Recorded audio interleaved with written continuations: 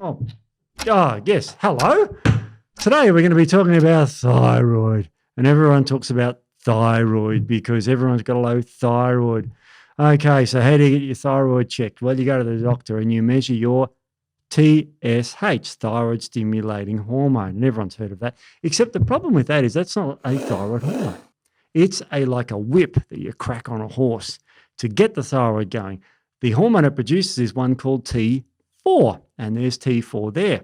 So TSH turns into T4, and then T4 gets turned into T3, which is the active thyroid. That's the one that makes you, peps you up. The only problem with this, of course, is that T3 needs to be a free T3. So it goes T4, T3, free T3, and that's the active hormone in your body. So that's what you really need to measure to see how you're going. Now, problems. Sometimes T4 can turn into a thing called reverse T3, and that's putting the handbrakes on your thyroid. Reverse T3 blocks the receptors for T3, so it actually wipes out T3 function. So this reverse T3 is kind of like a bad thing. Now, what causes that to go up?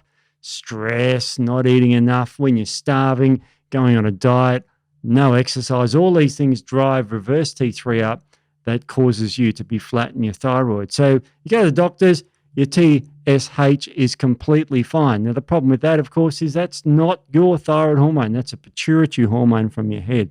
So when you go to the doctor to measure your T4 and T3, is you measure the free T4 and the free T3, as well as the TSH. And the fourth one you measure is reverse T3.